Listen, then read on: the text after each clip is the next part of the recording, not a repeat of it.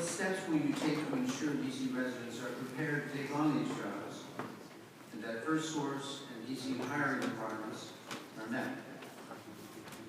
1 minute, beginning with Mr. Fleming. Good evening, everybody. Good evening. Well, basically, what I'm sorry, excuse me, I had to step back a bit. We need to have opening statements first, and so I'll read that question again in a minute. Each candidate will have 1 minute to make an opening statement. Yes, you. Good evening, everybody. My name is Nate Bennett Fleming. I'm the United States Representative for D.C. And essentially, I was born in the mid-80s to a single-parent household. And because of the educational opportunity provided in this city, I was able to go on to Morehouse College, study law school at Berkeley, and study government at Harvard. And essentially, I believe those who receive opportunity have a responsibility to come back and provide opportunities for others. And that's why I got involved in public service. My vision for the city is a city that works for everybody. And what does that mean to me? One, you have to be able to afford to live in the city. Two, we have an education system built around connecting our people to higher education, and three, the economy built around high-paying jobs and entrepreneurship.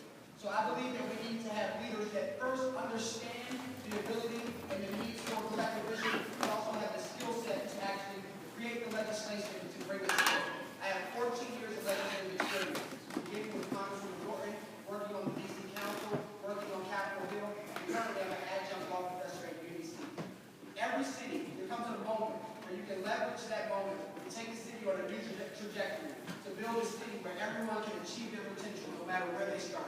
And that's my vision for the District of Columbia. I look forward to talking to you more about how I can achieve it. Thank you so much.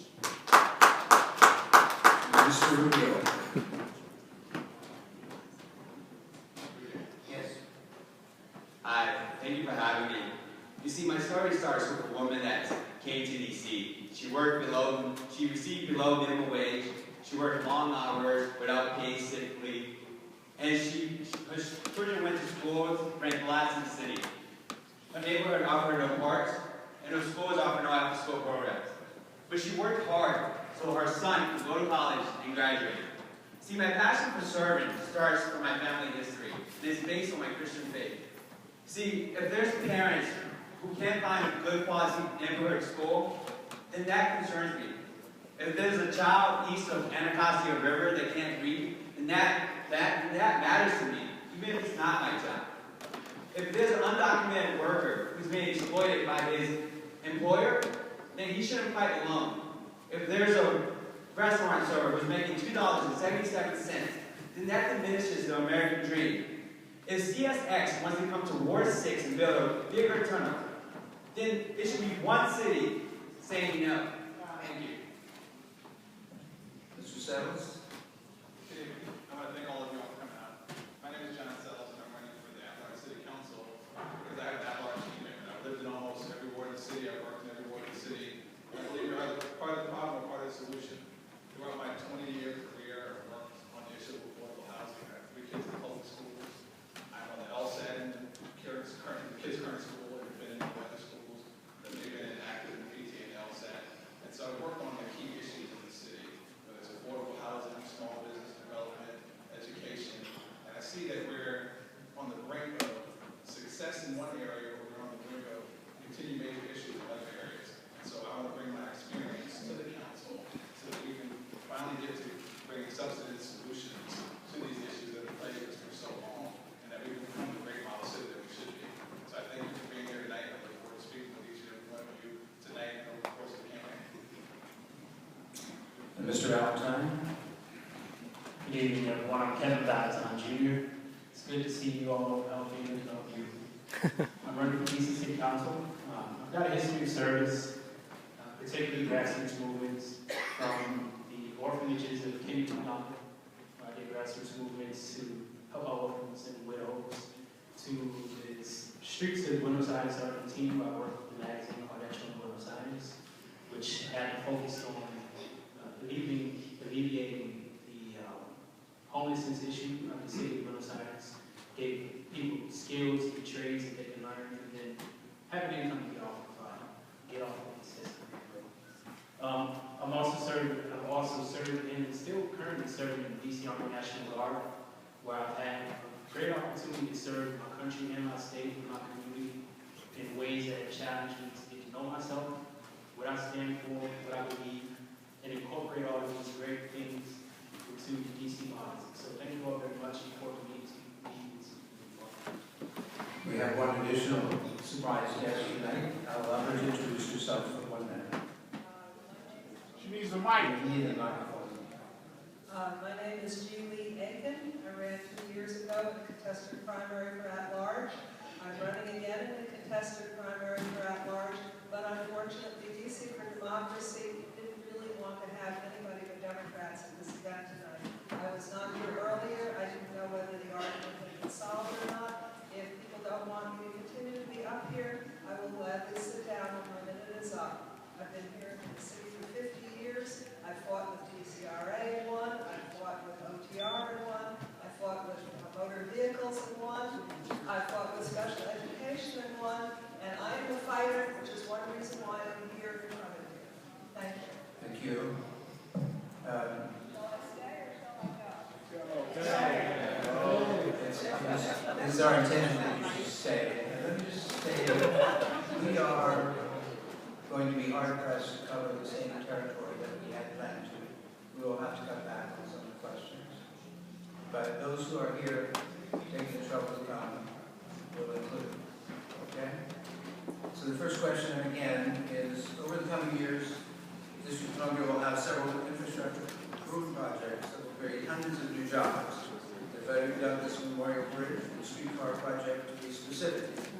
What steps will you take to ensure DC residents are prepared to take on these jobs and that first source and DC hiring requirements are met? Stuff that are telling you without Well, currently the city doesn't get a good return on investment with the public sector.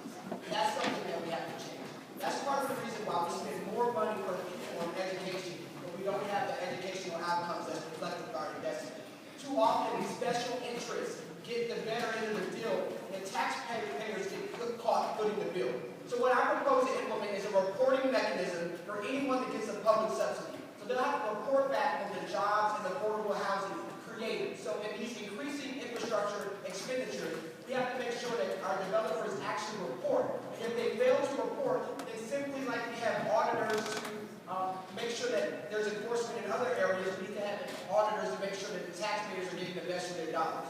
But increasingly, I don't want to just keep on building the infrastructure that gets people around the city. I want to build infrastructure to get people to where they need to go in their lives. And for me, that means affordable housing, education, and an economy built around high-paying jobs, innovation, and entrepreneurship. And I have plans on my website to create that type of economy. Thank you so much. Okay. Yes. All right. Bring up the business of infrastructure and housing. A couple of years ago when I ran, I stated I would be willing to look at the taller buildings idea. Having attended a few hearings, I have serious doubts about that because as a family with an architect, I was thinking in a few clusters where we might have 35, 40-story buildings that would include the right mix of housing, 20 or 30% very low-income housing, another 10 or 15% low housing, a middle third or half of middle-income housing, and a few high-income housing, and stores and restaurants that would feed that and reduce the need for people to have to travel 10 miles to come to jobs in D.C. Secondly, I think reporting is very, very necessary. I served for 4 years on the Mayor's Task Force for street vending, trying to save jobs for very small workers, and we tried for years to get a statement from the city as to how much money had actually been paid by vendors, since many of them were paying in cash. This is wrong. Time is up. Mr. Rio. So for a living, I write federal government contracts for the Department of Defense. I've written contracts for National Park Services to rehabilitate national parks throughout the USA. When we issue out these contracts, we issue out terms and conditions that requires the contractor to hire within the city limits. And I think when we build projects here in DC, we should make these contracts so that they're hiring city residents and they're also training city residents. and also training kids in high school. See, I believe not everybody goes to college. My brother didn't go to college, and he went to tech school, and he did really good for himself. So if we're able to train kids at a high school level for these jobs that are coming, then the unemployment rate would be a lot lower. Settles. So I believe the question is, how do we ensure that residents are prepared to get into jobs in large infrastructure projects? So I think there's a multifaceted approach. I think first of all, we have to expand and really effectively target our workforce development programs. We've got to increase the skills of our workers so they can meet the jobs. And it's not just the construction jobs. On large projects like this, you have everything from engineering to design to inspection work. And we need to make sure that we're expanding vocational training in schools so kids are graduating prepared, like my uncle who graduated from Phelps in the 50s and was ready to subdivide the neighborhood of Allen in Maryland. But then we also have to make sure that we have continuing education and workforce development so we continue to update the skills. And then we also have to have programs for exit vendors and others who are coming out so they can transition to these jobs. The second half of the answer is we need to have stricter enforcement. We have first source and other laws, but they're loosely enforced. So the contractors and others who are doing this work are not following the rules. And unless we have strict enforcement, the rules are going to continue to be broken, and we're going to continue to have not enough DC workers who are getting the jobs, and not enough DC subcontractors who are getting the contracts and keeping that money in the community. Thank you. Scott Hine. Wow. Mr. Sellers answered that very well. I'm going to try to beat that. But I agree with much of what he said. But one of the key things we really have to do is kind of destigmatize the idea of vocational education. We see a lot of times nowadays that it has a stigma, oh, you couldn't cut the muscle through college. Right? That's kind of the agreement behind that social.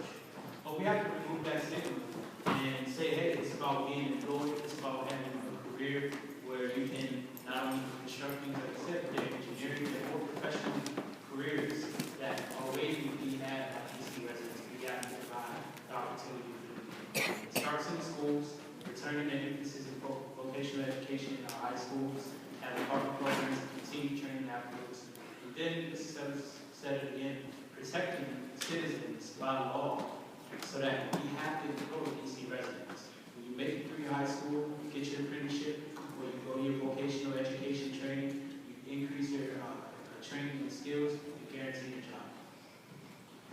Mr. Puryear, would you introduce yourself to the audience first? I will introduce myself. My name is Eugene Puryear. I'm running at large as a DC State Representative. I apologize for how I'm dressed. I wasn't 100% expecting to be up here this evening. I'm happy to be here. I'm happy to be running this campaign. We're trying to run a campaign that's a movement campaign. It's for working people in this city, for the oppressed, the exploited, and the excluded, for people who don't have a voice on council, people who are federal city council, the Washington Board of Trade, all those people whose voices aren't heard.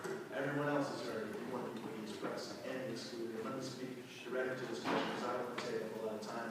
I agree with a lot of what's been said up here. I think we can look explicitly at tax clawbacks. We know a lot of these companies that are employing people are getting significant tax breaks. If they're not employing DC residents, if they're not going with the first source law, we need to look at getting rid of these tax breaks, bring them back, fund them back. Secondly, I think we need to focus very aggressively on the random box. We know that part of the issue isn't just that people aren't getting hired because they're untrained, they're getting hired because they're being discriminated against for being returning citizens in the city. I think we need to look very closely at that issue. When I say random box, I don't just mean, you don't have to ask them in the first round, but you can ask them in the second round of the interview. I mean, the point is, they say you went to jail, you served your time, that's the punishment. So when you come back, you shouldn't be continually discriminated against. I think that's a huge issue when we look at it. Time's up on that. But you can remain standing. I want you to begin the next question.